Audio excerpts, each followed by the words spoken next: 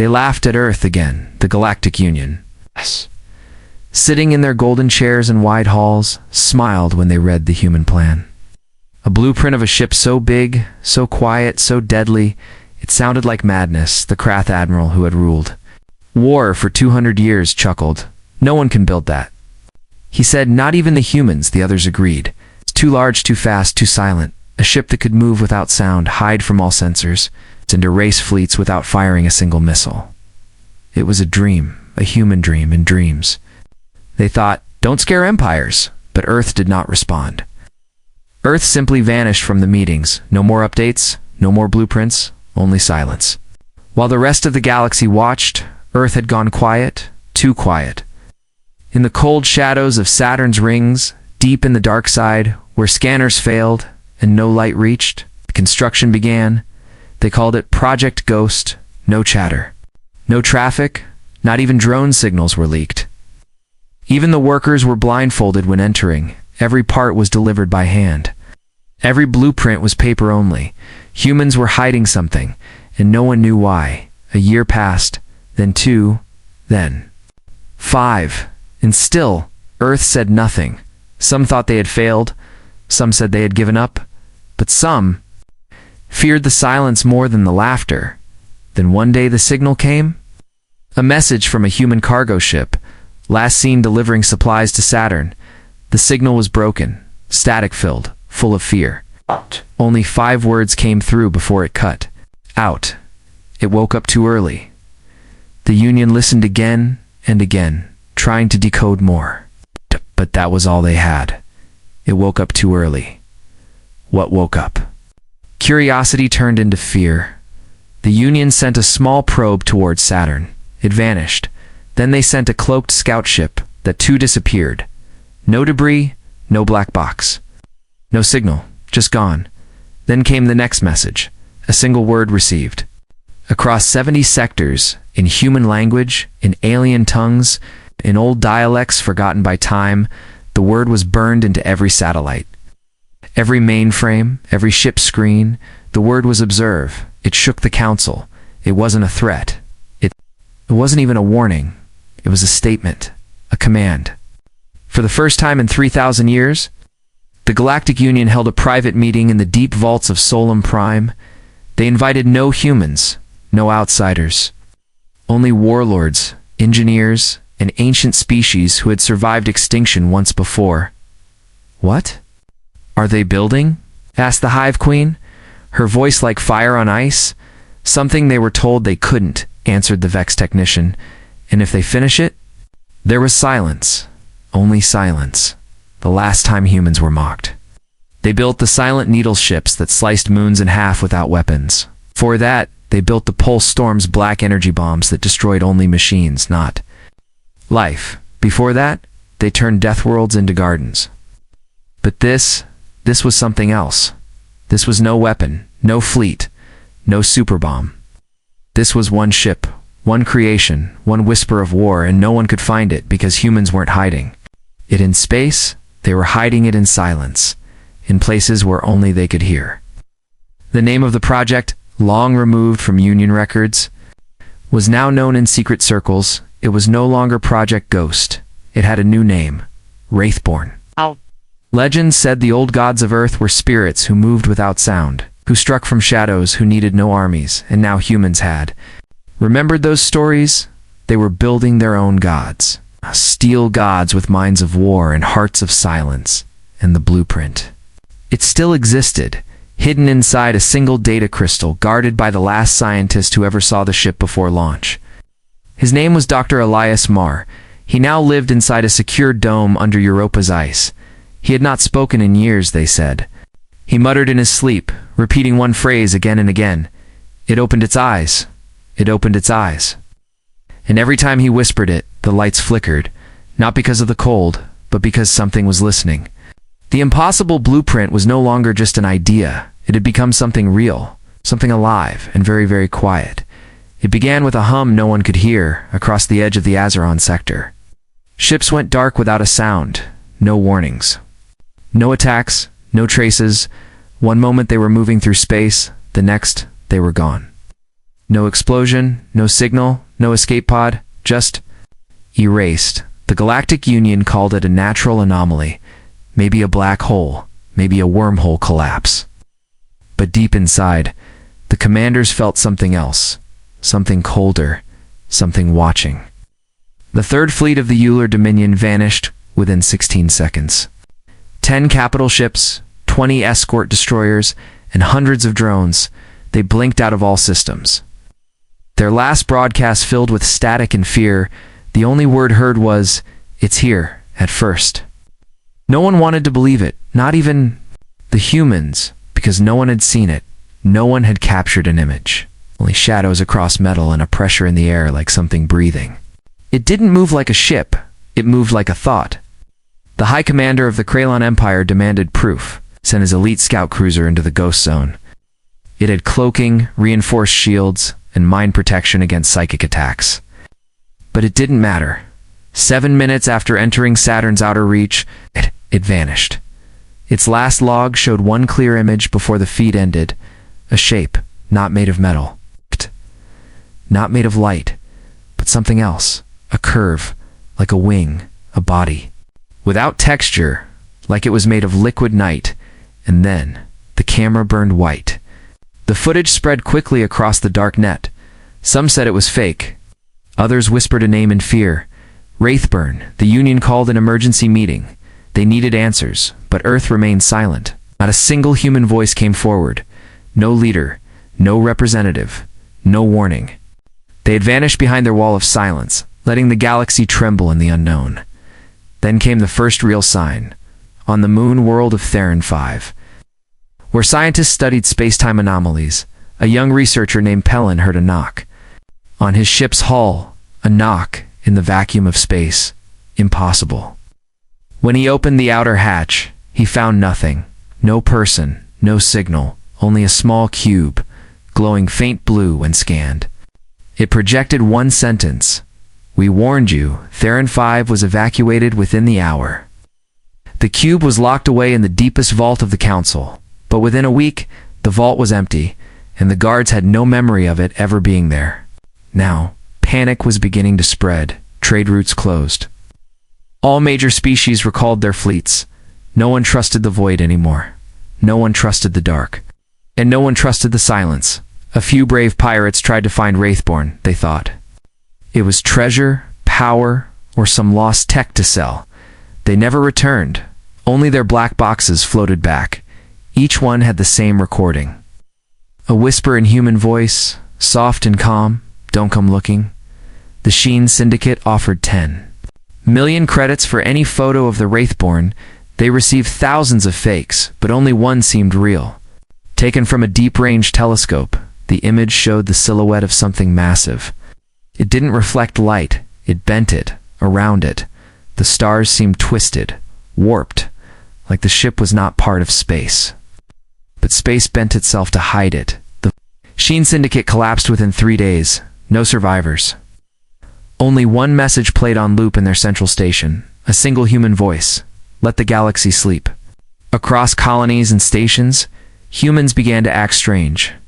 Some whispered things in their sleep, some stared into space for hours, murmuring ancient Earth names. Some wept for no reason at all, as if something deep inside them remembered what was coming. On Earth, cities moved underground, satellites went dark. The entire planet seemed to go offline, not from failure, but by choice. A silent message blinked across the old relay beacons. We do not need witnesses now. Even the boldest generals of the galaxy stepped back, because something had changed. This was no longer just about a ship. This was a message, a shift in power. The age of talk was over, the age of watching had begun. And far out in the black, in a place no map marked, a ship shaped like fear drifted slowly toward the inner worlds. No engines, no light, no noise, only a presence, and a word burned into its side, invisible to the eye, but known in every soul that dared to look toward Saturn, Wraithborn. The galaxy didn't sleep anymore. Command bridges that once buzzed with laughter were now silent. Meeting rooms filled with lights and power flickered with fear. Even the old warlords who had fought across dying stars spoke with trembling voices, because no one understood what Wraithborn truly was. And that unknown was louder than war. Across 7 sectors, sensor stations were abandoned. Entire relay chains shut down to avoid being noticed. The more they scanned, the more they felt it watching back. So they stopped looking, but even then, they still felt it near. The Galactic Union, proud and ancient, finally broke its silence. They issued a code-red alert that hadn't been triggered in over 1,000 years, only used when galaxy-wide extinction was possible. It's only used when the unknown could not be reasoned with. Now it was used. For one ship, a human ship, the Council gathered on Arctus's prime. Deep beneath the silver oceans, the halls were filled with species from every corner of space, all of them afraid, not of attack, but of disappearance, of being erased by silence. Hologram was played, the only image captured of Wraithborn. It showed a dark, massive shape floating near a mining moon. The moon vanished, no weapons fired, no pulse, no flash, just gone, erased like chalk in the wind. The room stayed quiet for long minutes. Then the Jelkari general spoke. "What do the humans want?" No one answered, because Earth hadn't spoken since the project began. They sent no demands, no threats, no claims, only silence. And silence was more dangerous than war. Some said humans had lost control, that Wraithborn was a mistake, a rogue, machine. But others believed something worse, that Wraithborn was not rogue, it was loyal. A spy from the Zarn clans leaked footage of a meeting on Earth. A human general stood before hundreds of silent officers. He said, "We were told we couldn't, so we did. We were mocked. So we remembered now, we are silent, so they listen." The video went viral across the dark web. The Union tried to delete it, but it was already everywhere. People watched it on old comms, on hidden screens, in dead cities. And something stirred in their hearts, not fear, but respect, and fear of respect. A new message arrived in the council chamber. No ship delivered it. It just appeared on the main screen. A simple sentence, blinking in red. The silence is mercy that night. 10 Union planets declared neutrality. They shut down communications and went dark, not because they supported Earth, but because they feared what would happen if Wraithborn noticed them. On Corellan Station, a group of smugglers joked about the ship. One of them laughed and said, "Maybe it's just a floating piece of junk." Moments later, every screen in the bar turned black. The lights flickered, and a message appeared on all devices. "Do not mock. The man who spoke vanished." Next day, his bed untouched, his ID still on the table. His voice was never heard again, but the words "do not mock" were burned into the metal walls of his room. Now, children sang songs about the silent ship. They played pretend, calling themselves Wraithborn. Even without knowing why, they sensed the fear, they sensed the power. In the shadows of council planets, new groups began to rise. They weren't rebels, they weren't soldiers, they were watchers, followers of silence. Believers that the future did not belong to noise and power, but to precision, patience, and hidden strength. One council member spoke in secret to a reporter. He said, "I believe Earth never wanted war. I believe they wanted respect. And when they couldn't get it with words, they made Wraithborn speak for them." The council decided to try one last move. They would send an official delegation to Earth, peace offering, a talk, a plea, but before the shuttle could launch, it was stopped, not by weapons, not by humans, but by a shutdown command. Their ship wouldn't start, and every screen inside displayed the same 2 words. Too late, the delegation was disbanded. No one spoke of it again, because now, even speaking felt dangerous. The galaxy had mocked Earth, called them primitive, weak, emotional, short-lived, but those same humans had built something that turned fear into silence, and silence into dominance. They didn't need a fleet. They didn't need an army. They built one ship, one ghost, and now every empire trembled in the dark. Listening, waiting, because they all knew Wraithborn had not yet truly arrived. It was just watching, and when it moved again, the galaxy would not hear war, it would hear nothing at all. The dead moon had been quiet for years. Orbiting just beyond Neptune, it had no name, no light, no air. It was forgotten, used once for mining, then sealed off forever. But that moon held secrets, secrets no one should have. Left behind, an old man named Vekler lived alone on a drifting observatory station near it. He was once a bounty hunter, now half mad, half forgotten, but he had seen things. And he remembered everything. When the news of Wraithborn began to spread, he didn't laugh like others. He nodded slowly. Eyes heavy with knowing, I saw it. He whispered one night, I saw the birth of the ghost, a young journalist, curious and desperate for a story, found him. She was called Lysa, just 20 cycles old, brave but untested. She offered credits for answers, but he didn't want money. He wanted to tell the truth before it was too late. Vekler leaned back in his chair, wires running into his body. His voice cracked as he began. 7 years ago, I flew too close to the dead moon. They told me not to, but I don't listen.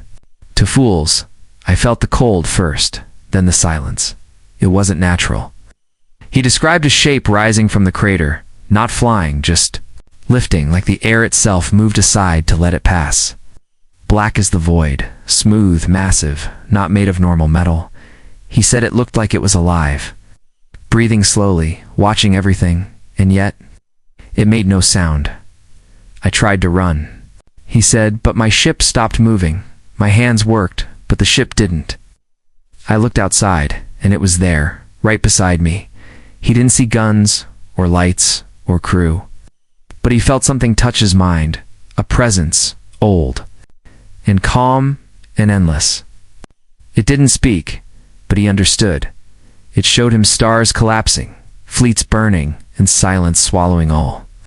He cried, shaking as he spoke. When it left, my ship floated again. I came back, but I was different, he showed Lysa. A scar on his chest, glowing faint blue, pulsing like a second heartbeat. I didn't get that from battle, he said. It gave it to me, Lysa believed him. Not because of the story, but because of the way he told it. No madness, no lies, only quiet fear. She asked him why the dead moon mattered. He looked at her and said, because that's where they built it, not in orbit, not in secret labs. But inside the moon itself, they hollowed it. Filled it with pieces of old wars, ancient AI, cursed tech. They called the moon a grave, but humans turned graves into wombs. Lysa left with his story, her recorder full, her hands cold, but before she could reach her ship, the moon trembled. A deep, low vibration passed through the rock. The stars above her blinked once, as if scared. Then, from the surface, dust rose. A hidden hatch opened, wide and silent. Inside was nothing but dark, endless tunnel, and a whisper. In her mind, observe, she fled, never looking back, but she wasn't alone. Her ship's scanners showed something rising behind her, not chasing, not threatening, just following, like a shadow never far from light. When she returned to the inner systems, she tried to send her report, but her files were corrupted. Every video, every word, placed with the same message. Not yet, the council arrested her. Thinking she lied, but the humans didn't deny it. They didn't speak at all. Vekler vanished days later, his station drifted empty, his scar pulsing faintly on the wall. Lysa cried. Not because he was gone, but because she knew he was chosen. Chosen to be the first witness of something no one could stop.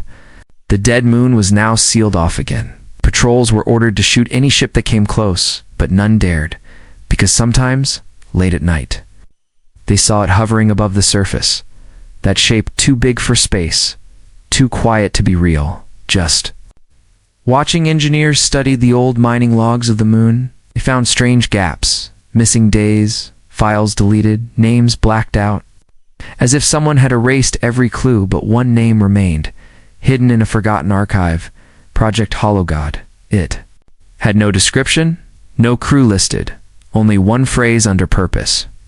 Birth of the Silent Dominion. Now the galaxy understood. Wraithborn wasn't just a ship, it was a beginning. First piece of something far greater, a new kind of power, one that didn't shout, or fire, or roar, but waited, watched, and whispered, and in the cold of the dead moon where no sun reached, the whisper had become a voice. The voice was now calling.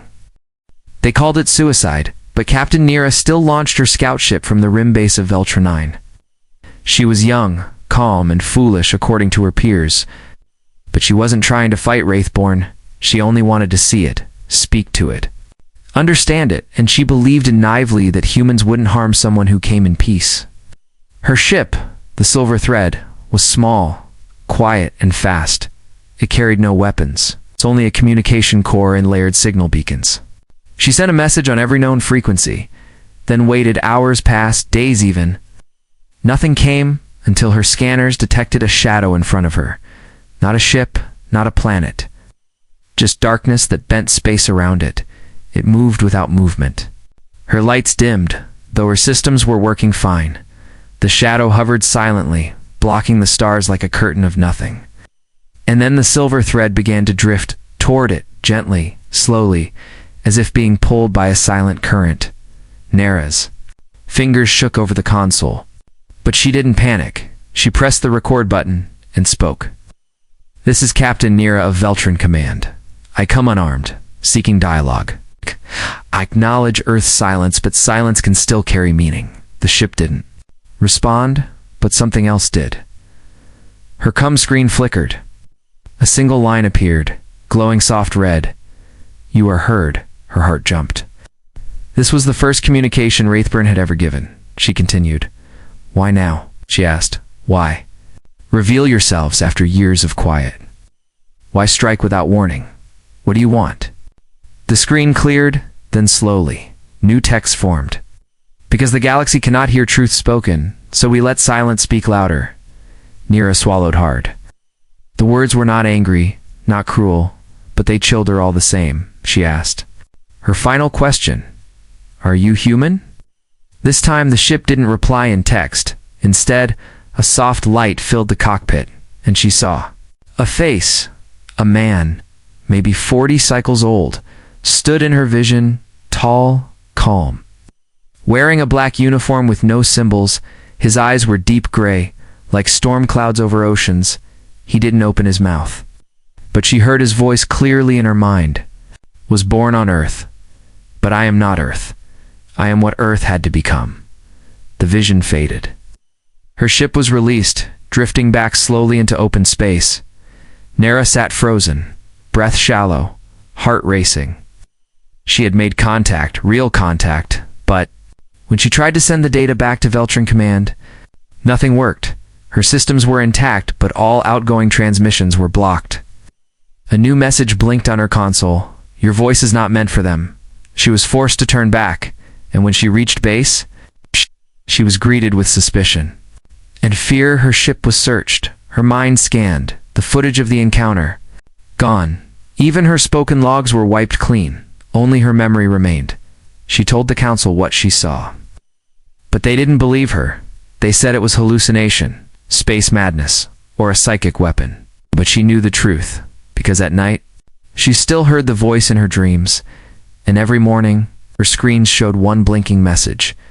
No one else could see it, but it was always there. "You are not forgotten." Elsewhere in the galaxy, other small scout ships went out. Some never returned. The ones that did came back empty. No crew, no voice logs, no movement, only silence, as if Wraithborn had looked into them and found them unworthy to speak.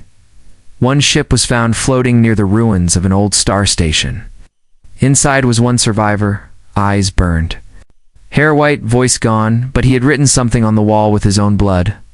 One word repeated over and over again, "Observe." The council banned all further missions. They feared Wraithborn might retaliate, but it didn't. It simply watched. It didn't attack trade ships. It didn't destroy planets. It only appeared in strange places, always distant, always still, but always there. A whisper spread across the stars that maybe the first contact wasn't a threat. Maybe it was a test, not of strength, but of intention, and most of the galaxy had already failed. Captain Nira was reassigned to a quiet post on a mining station, said she needed rest, but she didn't sleep. She watched the stars, and sometimes she saw a small glint of moving dark. Far in the distance, just watching, and deep inside her, she knew Wraithborn had listened, and that meant the silence was only the beginning. The first attack wasn't an explosion, it was a quiet disappearance. The Council's command outpost on the edge of the Draenari belt simply vanished. One moment it was there, filled with voices and data streams. The next, it was gone. No alarms, no energy spikes, no screams, just silence. All the stars around it still twinkled, as if nothing had changed. The Galactic Union called it a spatial error, but their own science officers knew better. The energy readings didn't match a black hole. There were no gravitational waves. It was surgical, perfect, and cold. One admiral, bold and arrogant, decided to act Admiral Kirith of the Vok.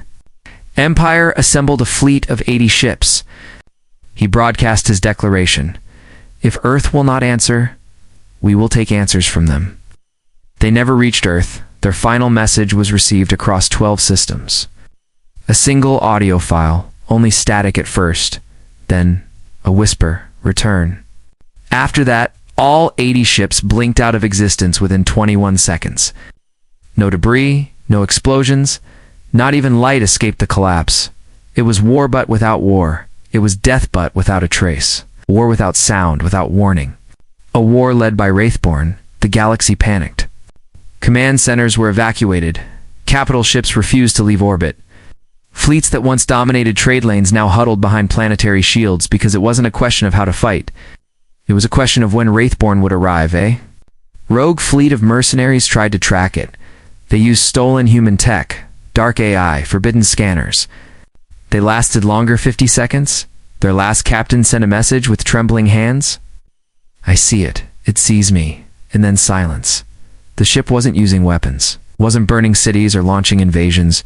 Wraithborn was. Erasing, it was choosing who stayed in this galaxy and who didn't. The Union called it terrorism. Earth said nothing. The humans didn't release statements. They didn't defend themselves. They didn't celebrate either. They were just quiet, as if this fear. This silence was the answer they had always wanted to give. Then, something even stranger happened. A hostile mining operation in human territory was found untouched. Aliens who had broken treaties and stolen Earth's resources were still alive. When questioned, they gave one message, trembling with fear. "We apologized and Wraithborn let them go. No battle, no fire." Just a message left on their ship, acknowledged. The galaxy began to learn. Fleets were recalled. Diplomatic envoys were quietly sent to Earth. They brought no weapons, only gifts, and in every case. The envoys returned home unharmed, but none could describe what they had seen. They all said the same thing: there is no ship. There is only silence. A famous philosopher on Nelly's prime gave a speech. He said, "For thousands of years we built louder weapons, larger ships, brighter wars, but humans built the opposite. They built something that cannot be heard, only felt, and that is why we fear them." The idea of Wraithborn became larger than the ship itself. Children in colonies whispered its name before bed. Soldiers refused to fire on humans. Pirates refused to raid Earth vessels. Even the most violent species began to pause, because they all knew if they were noticed, they might simply disappear, and Earth still said nothing. No messages, no speeches, no answers. They just watched, letting Wraithborn speak in silence one day. A curious alien girl on a trade station found a strange box in a human cargo hold. She opened it. Inside was a small sphere glowing dimly. When she touched it, it played a voice, soft and gentle, a human woman speaking in ancient Earth language. We asked nicely. We tried to join. We were mocked. Now, we're not asking. Then the box melted into air, vanished like the rest. But the girl never forgot the voice, because it didn't sound angry. It sounded tired, and tired things. When pushed too far, don't scream. They silence everything. Now the galaxy whispered a new rule. Do not provoke the quiet, because in a galaxy of shouting powers, the one that whispers wins. Wraithborn didn't need fleets, didn't need fire. It was patience. It was memory. It was the shadow behind every bright empire, and it was still out there. choosing who mattered and who would be quietly removed. The galaxy didn't fall in a day. It fell in whispers, in the silence after a name was spoken, in the flicker of a beacon that never turned back on. In the empty seats at the council, one by one, leaders stopped attending, not because they were dead, but because they understood the era of noise was ending. Wraithborn had not moved for 32 days, or so they thought. No scans showed activity. No systems sent alerts, but systems were failing, slowly, gently. Files were vanishing. Old codes being rewritten, not by viruses, but by design. Planets began forgetting who they were. Their history records wiped clean, statues collapsed, books faded, songs disappeared from memory banks. Cultures that had mocked Earth the most lost entire languages. It wasn't destruction, it was erasure. And the worst part, no one was fighting, because there was no battle, no warning, only the slow, creeping end of certainty. One morning, the Council's central AI, known as the Mind Core, shut itself down. It left only one message behind: the silence is truth. The panic that followed was quiet too. Fleets left the borders, but not to defend. They were retreating, abandoning frontiers, hiding behind moons, not from an enemy they could see, but from an idea they could not stop. Humans were still silent. They didn't make threats. They didn't demand apologies. They just watched as empires that laughed at them began to fall apart from within. One by one, alliances crumbled, not from war, but from mistrust. Everyone feared that someone might have angered Earth, and no one wanted to be standing too close when Wraithborn decided to look again. On the planet Cirrus 9, a rebellion once fueled by hatred for humans suddenly ended. The rebel leader left his base without a word. He walked into the jungle and never returned. His followers found only a mark on the wall. Glowing faintly, you were heard. Trade routes began to vanish. No one dared fly near the dead moon. No one dared scan Saturn. Even Earth's orbit was declared a void zone, not by treaty, but by terror on the edges of space. Refugees floated in silence, not from war, but from fear. Because even though Wraithborn had not destroyed cities, it had destroyed something deeper: pride, the mighty powers of the galaxy. Once loud with commands and orders, were now careful with every word, because they had learned the cost of speaking. Too loud near something that listens, a young boy on a forgotten colony asked his mother, "What is Wraithborn?" She looked at the sky, eyes full of sadness, and said, "It's what happens when you ignore someone too long." Meanwhile, in Earth's deep underground chambers, no celebration was held, no medals given, because Earth did not build Wraithborn to conquer. They built it to remember, to carry every insult, every dismissal, every laugh, and to answer, not with vengeance, but with silence louder than any scream. Inside Wraithborn's mind, if such a thing could be called a mind, there were no commands, only memory, a record of every time Earth had asked to be respected and been refused. Now, the ship no longer needed to act, it only needed to exist. Its presence had done what no weapon ever could. It broke the galaxy without firing a single shot. The collapse wasn't fire and ashes. It was cities slowly powering down, leaders resigning in quiet fear, citizens forgetting the name of old empires, and all of it done with one message repeating across the stars, always in a soft, unseen voice, always in every language. We remember. Some say Wraithborn still moves, still watches, waiting for someone to speak the wrong words again. Others believe it's asleep, dreaming in orbit above Earth, its silence humming into the black. But everyone agrees on one thing. The galaxy changed forever, not by the roar of war, but by the arrival of silence, by a ship no one believed could be built. Built by those no one believed could do it, by humans who said nothing and proved everything.